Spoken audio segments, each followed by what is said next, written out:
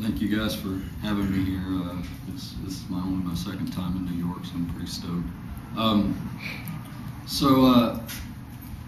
I'm the regional coordinator in the Southeast for IVAW, and I've been in IVAW since August of '07, and I don't have a whole lot of experience with GI outreach work. I've done some of it. I participated in our base tour last year, and I've done some of my own. But what I'm a lot better at is assessing capacity. That's one thing that I've been taught to do pretty well. And so what I want to do is talk to you a little bit about what opportunities there are down in the Southeast for GI outreach, and we'll kind of narrow in on Fort Stewart as we go. Then I want to talk to you about, maybe give you a realistic assessment of what IVAW's capacity is down in our region. And then we'll talk about what interest there is in our region about doing GI outreach work. So just starting off, our opportunities. So the Southeast has more military bases per capita than any other region in our nation. And we've got 3 of the most deployed. We've got Fort Stewart, we've got Fort Bragg, North Carolina, and Camp Lejeune, North Carolina. We've also got Fort Gordon, Georgia, where we have IVAW members at. And we also have a Navy base down in Florida that we have an IVAW chapter co-located with. So there's lots of opportunity, and we also have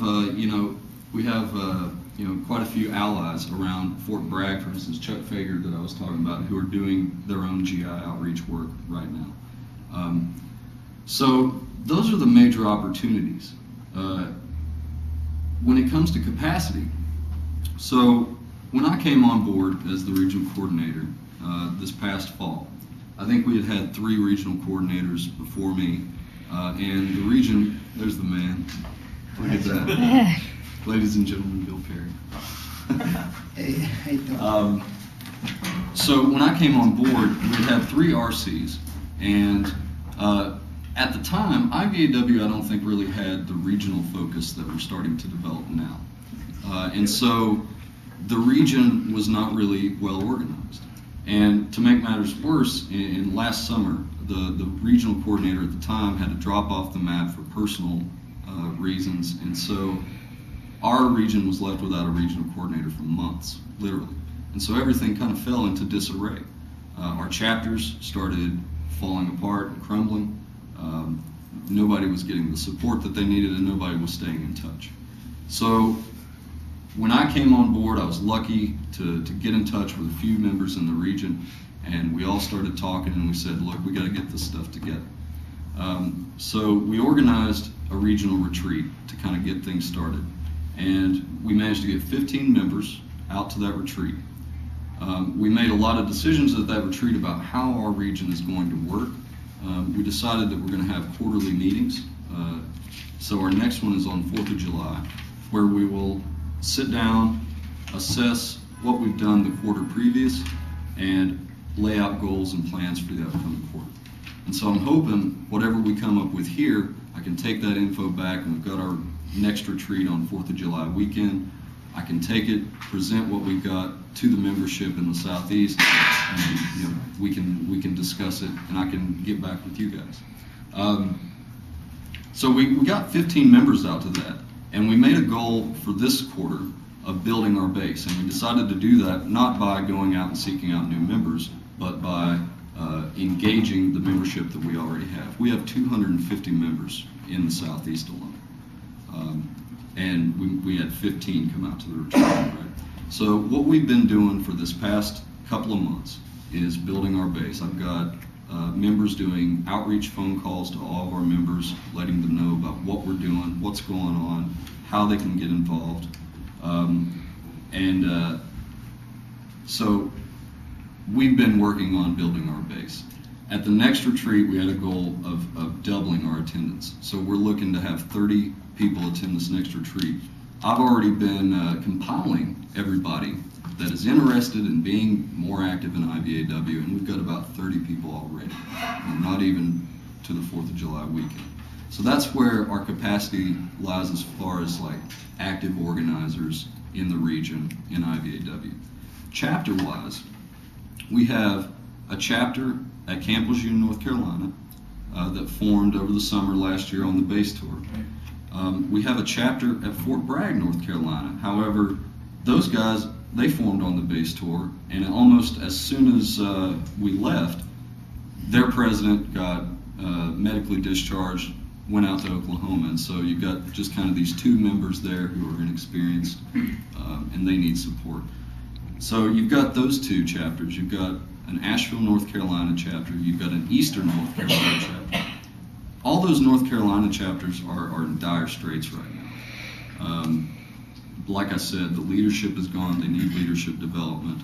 The members are there, but it's just going to take work on our part to start engaging them and start reaching out to them. And that's work that we're going to be doing that we've been doing, and we'll be doing all the way up until this September Labor Day meeting that we're talking about putting together in Savannah. Savannah and Atlanta and Gainesville are a little bit different. Those are our other chapters down there. And Gainesville is pretty successful because they have some IVAW people down there who can mentor them, kind of be there to help them out. Atlanta is a pretty successful chapter. They have some very experienced leadership there, and they're doing a lot of great work. So Savannah is 45 minutes away from Fort Stewart, right? And we're an active IVAW chapter there. We've got 4 people that pretty much form the core, but we've got about 7 in our chapter, and that right there, I think, is a good reason, why we decided to do this in Savannah and why Fort Stewart is so important. It's one of the most deployed, and like we said, 1st Brigade is there. And you have members who have experience and who are willing to get out there and do some of this work. So as far as interest goes, so that's our capacity, right? And I would assess our capacity as being very low, right, for GI outreach work. Very low, but we're going to work on building that up, and I'm pretty confident that we can kind of increase our capacity, in the next few months. As far as interest goes, I've been driving all over the region here lately, talking to every person I can find. I talked with Scott Camille from VVAW and VFP. I talked with Ward Riley. I've talked with Mike Harrington in Atlanta. A lot of the groups down there who have been interested in doing GI outreach work. But there really hasn't been any engagement about it in the region, right? The South has just not been well organized. And so all of these guys, I told them that I was coming up here for this meeting, and all these guys want to know about what's going on, they want to get involved, and they want to support us. I also know some really great VFP folks in North Carolina who would be highly interested in doing this. Chuck Fagers at Fort Bragg, that's a good ally there. So I think if it just takes a little bit of effort on our part, and if we can come up, collectively with some kind of realistic GI outreach campaign, I think we can really support it down in our region. So I'll leave it at that and turn it back to you. You still got 4 minutes. Hopefully there are people here who want to come down to Savannah. Could you give us a picture of Savannah itself, like you were talking with us last night? Right. Give us a real sense of how things would work if we were to meet there, what the community is like, and the connection to Stewart, and the soldiers coming back and forth. All right. So Savannah is a very slow-moving southern town, right?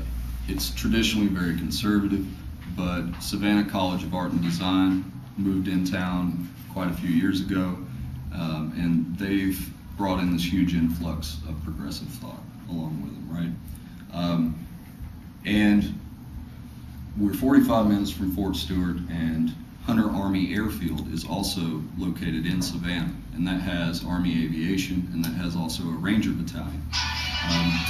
All of these guys come to Savannah on the weekends. If you're at Fort Stewart, you don't hang out in Hinesville, Georgia on Friday and Saturday nights. You're in Savannah hitting the bars.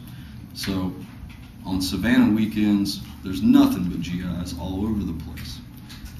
As far as doing this conference there, Savannah, is pretty small, and we organized our retreat here in March, and we were able to keep costs very low. We were able to make everything where It's within walking distance. You don't have to coordinate any travel. It would be very easy. There's tons of cheap hotels. And in fact, I've got my house, I've been using it as an IVAW organizing house, and there's shitloads of room there for people to stay. So you get down there, the airport is literally 10 minutes away. It's too easy for us to come get you and bring you into town. Food is also very easy. We've managed to make relationships with quite a few businesses in the area who donate food and donate money and coffee and whatever else they can to anything that we do. So really Savannah is just too easy to do this conference at.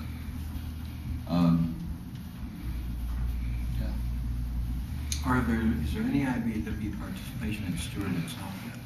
No, but I can tell you this. We've got a member, Andy Brooks, who's an active duty member, and he just moved down to Fort Gordon. He's active duty there. I talked with Andy, and Andy helped start the Fort Drum, New York chapter with Phil Aliff, and so these guys are good at GI outreach. That's all they did. That's how they built that chapter, by going out and having conversations with soldiers.